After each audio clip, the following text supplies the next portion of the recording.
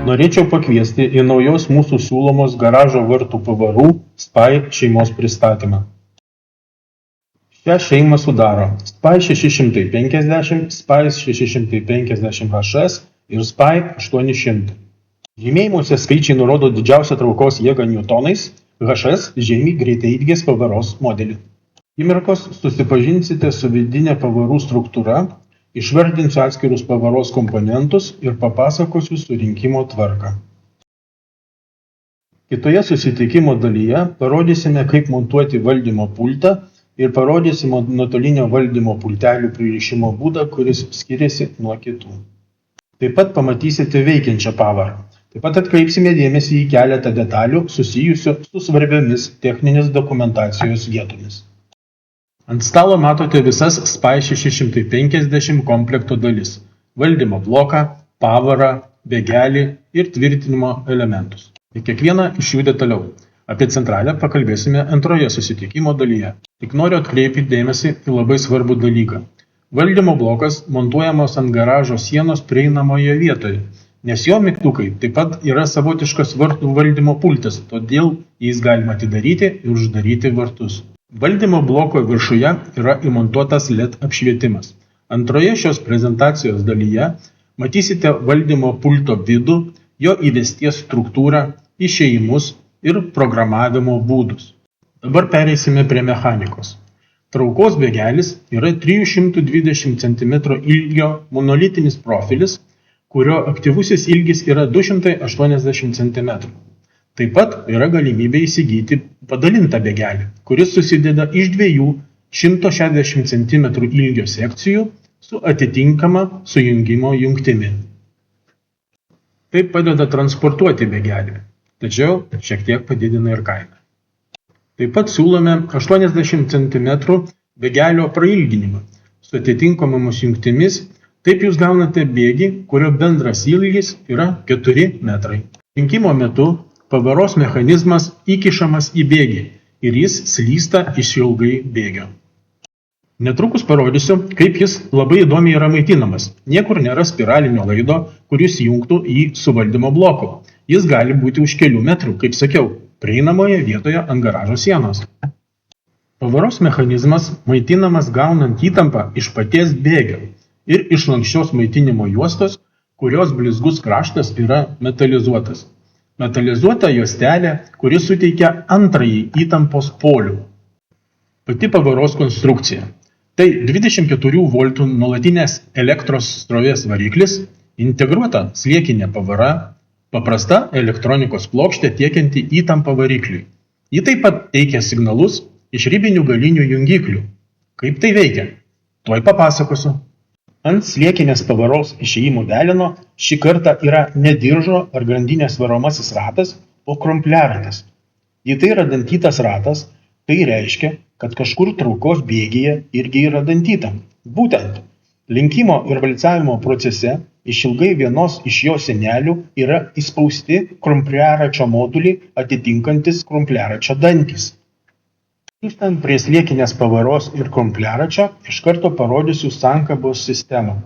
Plieninis trosas ir rankena, kuriuos stipriai patraukdami nuo mechanizmo, sukeliam nuolatinį pavaros atjungimą nuo likusios transmisijos dalies. Pirmą kartą tarp mūsų garažo pavarų turime sankabos atleidimą su fiksavimo funkcija.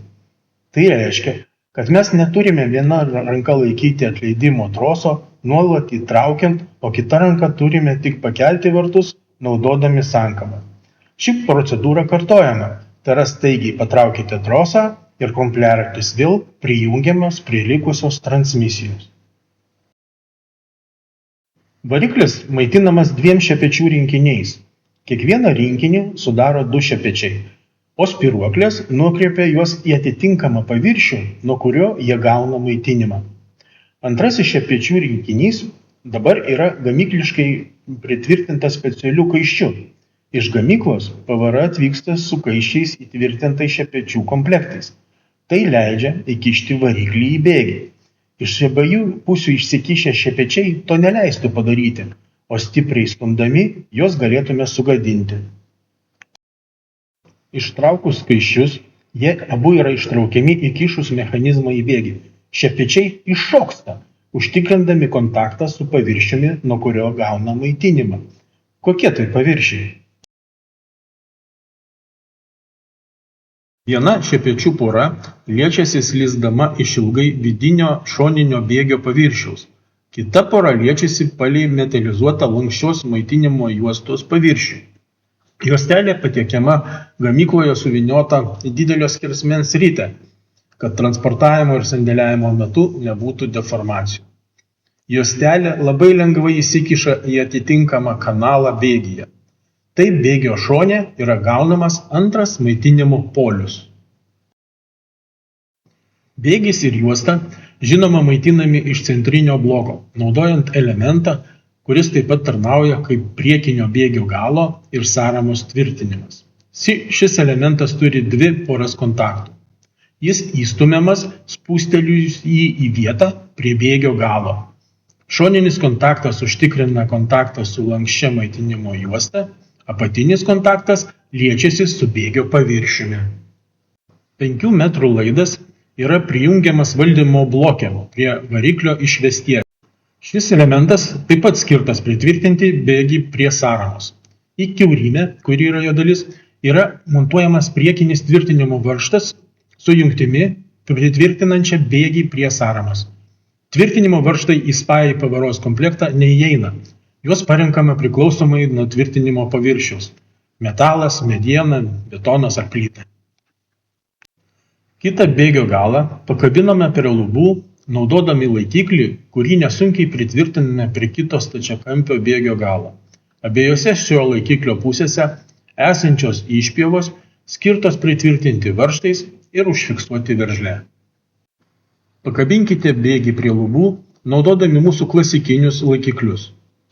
Kitą bėgio galą taip pat tvirtiname plastikiniu elementu, kurį užfiksavę apsisaugome nuo sužalojimų nuo aštrių bėgio kraštų. Taip pat neleidžiame lanksčiai maitinimo juostai išlįsti iš galo. Kaip pavaros mechanizmas sustoja tam tikrame taške, kai vartai uždaryti arba atviri. Tai yra padaryta analogiškai, kaip ir jums jau gerai žinomose Spider ir Speedo šeimų pavarose. Tai mikrojungikliai, svirtys ir ant jų esantis ritinėliai. Kai mechanizmas pajuda per atitinkamą elementą, jo duoda signalą sustabdyti judėjimą. Šie elementai yra ribiniai jungikliai. Ilgi ūsai, kuriuos matote, naudojami tam, kad mikrojungiklio volelis judėtų per tam tikrą ūsą ir sustabdytų visą sistemą per kelis centimetrus. Galinius jungiklius montuojame vietose, kurios užtikrins teisingą vartų uždarimo ir atidarimo padėtį. Ribinį jungiklį nustatome perkeldami tiesiai iš ilgai bėgio ir fiksuodami varžtu su aštriu galu. Sraigtas įsukamas į ribotuvo angą gale, o jo aštrus galas išlenda kitoje pusėje ir įsiskveria į bėgio medžiagą. Vartų padėties koregavimas apima eigos jungiklio padėties pataisymą, šiek tiek atlaisvinus varžtą ir vėl jį priveržus. Ir žinoma, taisymas reikalauja tolimesnio vartų eigos programavimo. Pavaros mechanizmas traukimo arba stumimo jėgą perkelia į viršutinį vartų kraštą laikikliu panašiu į ledo ritulio lazdą, klasikinis sprendimas, ir tvirtinimo plokštelės, kurios prisukamos prie viršutinio vartų krašto. Kadangi pavaros valdymo blokas montuojamas ant garažo sienos, o ne ant lubų, kaip iki šiol mūsų garažo pavarose, mums trūksta lubų apšvietimo. Tai yra taip vadinamojo pagalbinio apšvietimo. Kaip puikiai žinome, jis užsidega manevro pradžioje ir užgęsta praėjus minutei po sustojimo. Lubų apšvietimą įgyvendinama visiškai kitaip. Tai papildomi priedai LED lempų pavidalu – Spylight. Parduodame pavieniui, bet rodau du, nes ant vieno bėgelio galima montuoti daugiausiai 2 tokias lempas. Kiekviena iš jų srovė suvartoja 300 mA. O kiekvienoje yra montuoti po 2 labai ryškius LED diodus. Lempos maitinamos taip pat, kaip ir visas pavaros mechanizmas, gaunant maitinimą nuo lanksčios maitinimo juostos paviršiaus ir bėgio metalo. Todėl lempos turi 2 poras kontaktų. Vieną šoninį kontaktą ir vieną apatinį. Šoniniu kontaktu ji prijungiama prie maitinimo juostos. Naudojant apačioje esantį kontaktą, lempa liečiasi su bėgio apačia. Lempos montavimas vyksta įkišant į bėgį, nustačius lygiagrečiai išilginiai bėgio ašiai ir pasukus 90 laipsnių kampu į dešinę, kad lankstus fiksatorius užtikrintų skersinį žibinto fiksavimą ir tuo pačiu šoninių kontaktų susijungimą su maitinimo juosta. Apatinio kontakto tvirtinimą į bėgį užtikrina du magnetai. Jie prilipdo lempą prie bėgelio apačios ir išlaiko ją tokioje padėtyje montavimo metu. Lempos montavimas užtrunka 1,5 sekundės. Įkišame į bėgį, sukame į dešinę, sumontuota. Išmontavimas atvirkštinis veiksmas, sukame į kairę, išmontuota. Viena arba dvi lempos yra sumontuojamos už bėgio zonos, kurioje juda pavaros mechanizmas. Tai yra tarp jos priekio sąramos ir uždarimo eigos jungiklio, kažkur čia. Arba nuo bėgio galo, tarp jo galo ir atidarimo eigos jungiklio. Idėja yra neleisti, kad judanti galvutė atsitrenktų į lempą, kuri ją sugadintų. Antroje šios prezentacijos dalyje išsamei aptarsime valdymo bloką ir SPY automatikos programavimo procesą. Dabar pakalbėkime apie SPY pavaros valdymo blokus. Pirmame plane turime vardinę lentelę su SPY B-Box žyma. Noriu pasakyti, kad visi rinkiniai, kurie yra Spectra Baltic pasiūlyme, parduodami su SPY B-Box ženklinimu, tai reiškia, kad valdymo blokuose yra įdiegta Blue Bus sistema. Demonstracijai mes pasirinkome HS rinkinį, tai greitaeigės pavaros valdymo blokas. Pradėsime nuo apatinio kairio kampo. Matome juodą maitinimo laidą, pasibaigiantį įkištuku apsaugotų 1,6 ampero T tipo saugikliu. Tada matome du rudą ir mėlyną laidus, kurie yra baltai izoliuoti. Šie kabeliai yra nutiesti į bėgius. Prijungtas prie kontakto pažymėto kaip variklis, ant kurio turime pliuso ir minuso žymėjimus. Mėlyną laidą prijungėme prie pliusinio gnybto, o rudą prie minusinio gnybto. Ir toks kabelių sujungimas suteikia mums tikrumo, kad turėsime teisingas pavaros kryptis. Tai reiškia, kad uždarimas bus uždarimas, atidarimas bus atidarimas. Analogiškai kaip ir kitų Blue Bus valdymo blokų programavimas, jis baigėsi uždarimu. Jei jums gavosi atvirkščiai ir programavimas baigėsi atidarimu, taigi išvada paprasta. Šiuos du laidus reikia sukeisti vietomis. Toliau turime 6 gnybtų kaladėlės. Pirma apibūdinama kaip Open, antra kaip SBS. Tai yra valdymo įėjimai. Esant galimybei prisijungti per modulį IBT4N su programatoriumi OView, šie du valdymo įėjimai yra programuojami ir gali būti perprogramuoti keliomis skirtingomis funkcijomis. Vienas iš pavyzdžių, kurį naudosiu, galimybė perprogramuoti atviro įėjimo įvestį. Tai yra fotoelemento valdymo įvestis, leidžianti prijungti analoginius fotoelementus. Turime hipotetinę situaciją. Klientas anksčiau ant garažo vartų turėjo spin pavarą, kuri veikia su BF tipo fotoelementais, o spin pavara nustojo veikti. Galima sakyti, pabaigė savo gyvenimo ciklą. Bet BF tipo fotoelementai vis dar veikiantis ir klientas sako, prašau įdiekite man naują automatiką, bet tokią, kurią galėsite pritaikyti BF tipo fotoelementus, nes jam tai paprasčiau. Paprasčiausiai paėmėme programatorių OView, perprogramuojame vieną iš įėjimų, pavyzdžiui, atvarį įėjimą į foto įvestį ir galime pritaikyti šiuos analoginius fotoelementus prie Blue Bus valdymo bloko. Tai galime padaryti ne tik centralėje SPY, bet ir bet kurioje Blue Bus centralėje, prie kurios galime prijungti programatorių OView. Kita kontaktinė kaladėlė yra pažymėta Stop. Tai saugos įvestis. Tai yra programuojama saugos įvestis, nes ji gali veikti kaip normaliai atidaryta, normaliai uždaryta arba su 8,2 kOhm saugos išėjimu. Kita kaladėlė apibūdinama kaip Blue Bus. Prie šios kaladėlės 90% atvejų prijungiate fotoelementus arba retkarčiais įjungiate Blue Bus klaviatūras. Ta kontaktinė kaladėlė pažymėta kaip Flash. Tai įspėjamo švyturėlio išvestis. Šiuo metu prekiaujame LDC švyturėliais, tačiau galima naudoti ir kitų gamintojų švyturėlius. Nepamirškite, kad jis gali turėti maksimalią 12 V lemputę ir 21 W apkrovą. Tačiau tai yra ir programuojamas išėjimas, o tai reiškia, kad naudojant programatorių OView galime perprogramuoti šį išėjimą, kuris gamykloje nustatytas kaip įspėjamojo švyturėlio išvestis į keliasdešimt kitų naudingų funkcijų. Viena iš šių funkcijų, kuri yra ypač naudinga integruojant mūsų garažo vartų automatiką su signalizacijos valdymo bloku ar išmaniojo namo valdymo bloku. Yra galimybė šį išėjimą perprogramuoti į tokią funkciją, kaip vartai uždaryti. Kai vartai uždaromi ir automatikai pasiekus galinę uždarimo padėtį, šiame išėjime atsiranda įtampa, kuri gali būti informacija signalizacijos valdymo blokui arba išmaniojo namo valdymo blokui, kad vartai yra uždaryti ir šiuo metu galime įjungti signalizaciją. Paskutinė jungiamoji kaladėlė – tai antenos pajungimo kaladėlė.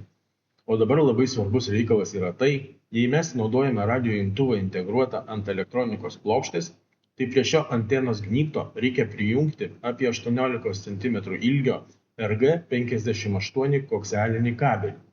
Tačiau, jei naudosime dažniausiai sutinkamo SN tipo radio imtuvą, tai šį apie 18 cm ilgio kokselinį laidą sujungiame prie įstatomojo radio imtuvo antenos gnybto. Grįžkime prie jungties IBT4N. Šioje vietoje galima prijungti IBT4N modulį, kuris suteikia galimybę padaryti daugiau nei tik prijungti programatorių OView, kadangi šį programatorių naudojame tik degimo ir aptarnavimo metu. Tačiau naudodami IBT4N galima prijungti sąsają IT4 Wi-Fi bei valdyti savo garažo automatiką iš bet kurios pasaulio vietos. Turime perjungiklį PROG. Šis perjungiklis apibūdinamas kaip slenkantis perjungiklis ir turi dvi padėtis – 1 ir 0. Kaip programuojame savo valdymo bloką, kai programuojame nuotolinio valdymo pultus, jei norime suprogramuoti galinės padėtis, tęsti valdymą nuotolinio valdymo pulteliu arba valdymo bloko korpuse esančiais valdymo bloko mygtukais, tada perjungiame šį perjungiklį į padėtį 0.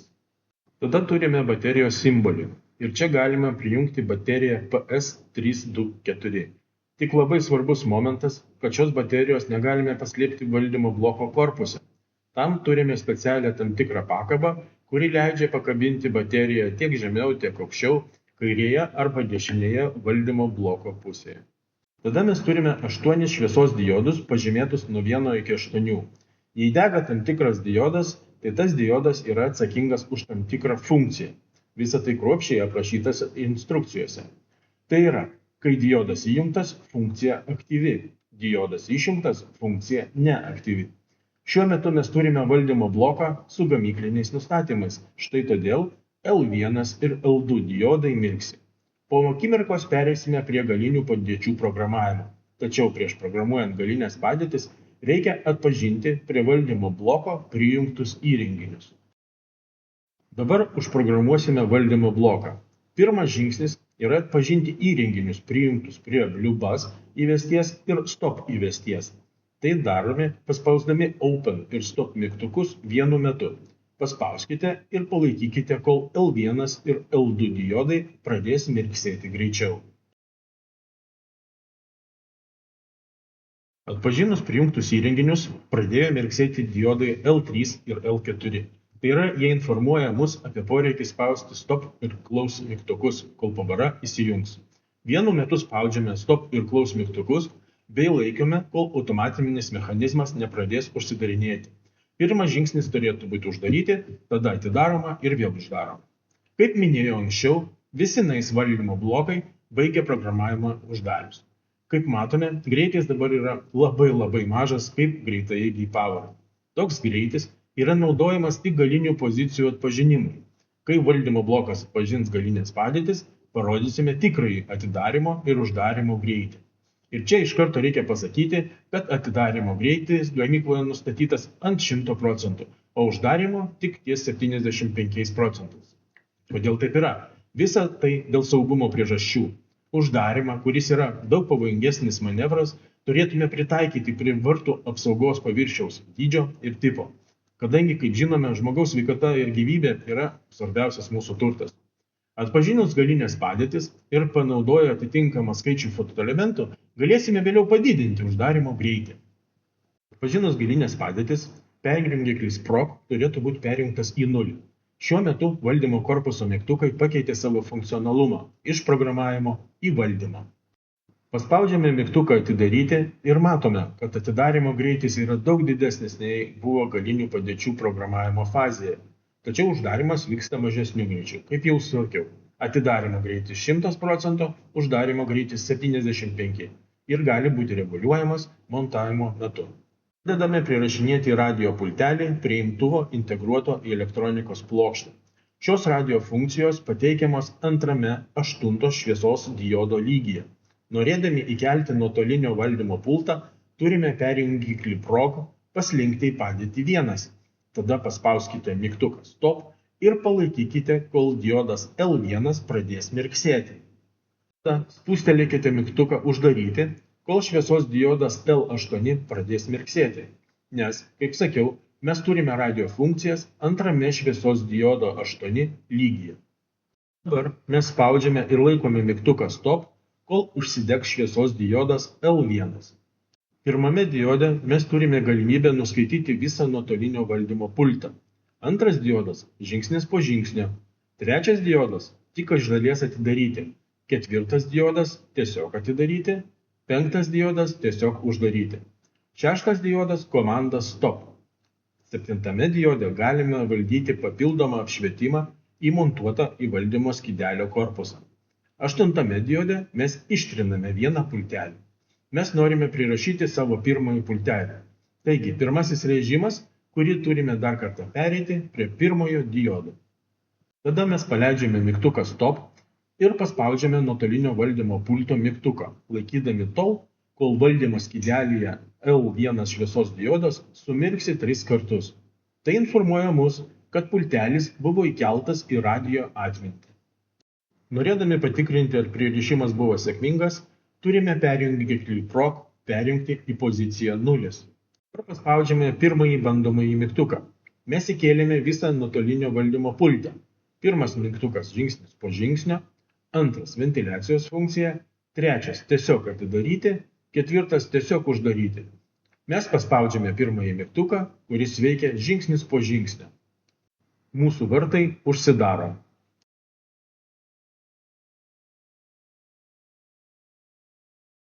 Paspaudus tą patį mygtuką, vartai pilnai atsidaro.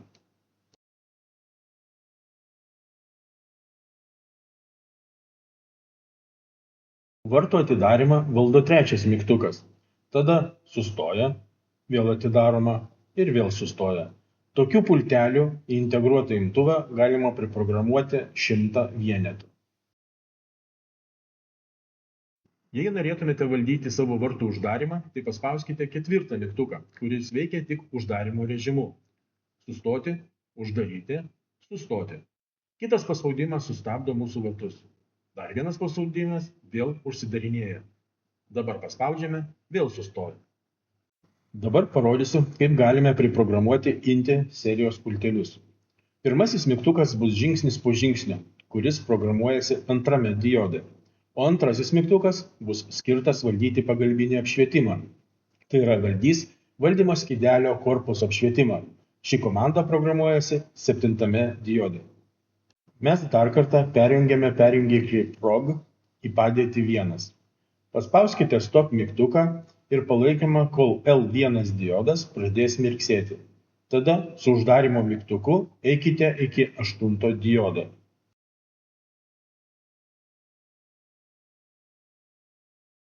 Mes esame 8 šviesos diodo antrame lygyje. Pirmame diode mes anksčiau įprogramavome visą pultelį. Dabar norime tik įkelti į pirmąjį savo pultelio mygtuką funkciją žingsnis po žingsnio, kuri yra antrame diode. Todėl laikydami Stop mygtuką spustelėkite vieną kartą ant uždarimo mygtuko. L2 diodas apšviestas. Tada mes atleidžiame Stop mygtuką, paspaudžiame ir palaikome pirmąjį pultelio mygtuką, kol L2 diodas sumirksės 3 kartus.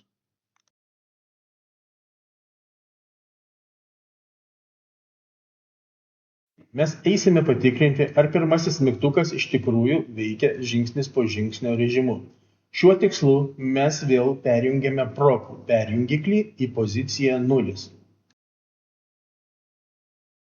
Paspaudžiame pirmąjį nuotolinio valdymo pultelio mygtuką. Vartai pradėjo užsidarinėti. Kitas paspaudimas privers atsidaryti mūsų vartus, o kitas paspaudimas sustabdys mūsų vartus. Tai reiškia, kad šis mygtukas veikia taip, kaip ir tikėjomės, žingsnis po žingsnio režimu. Dabar pereikime prie antrojo mygtuko įprogramavimo, kuris skirtas valdyti pagalbinį apšvietimą. Ši funkcija yra ant 7 diodo. Todėl, norėdami tai padaryti, vėl perjungiame perjungiklį į padėtį 1, paspauskite mygtuką Stop ir laikykite, kol pradės mirksėti L1 diodas. Tada spustelėjame uždarimo mygtuką tiek kartų, kol pradeda mirksėti L8 diodas.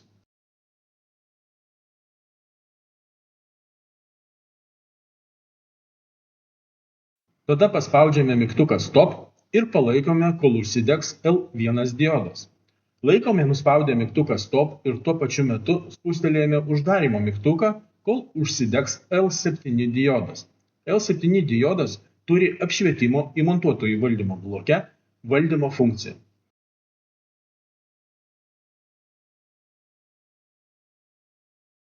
Dabar valdymo skydelėje atleidžiame mygtuką Stop. Spaudžiame pultelio antrą mygtuką ir laikome, kol 3 kartus sumirksi L7 diodas. Taip ir atsitiko. Patikrinsime, ar tikrai galėsime valdyti valdymo bloke įmontuotą apšvietimą antruoju nuotolinio valdymo pultelio mygtuku. Norėdami tai padaryti, turime perjungti perjungiklį PROG atgal į padėtį 0. Spaudžiame antrą mygtuką ir matome, kad nepriklausomai nuo vartų padėties, ar vartai stovi, ar juda, galime valdyti LED apšvietimą. Šio LED apšvietimo laiką galima programiškai reguliuoti intervale nuo 0 iki 250 sekundžių 1 sekundės žingsniais. Pagal gamyklinius nustatymus šis laikas yra užprogramuotas 60 sekundžių.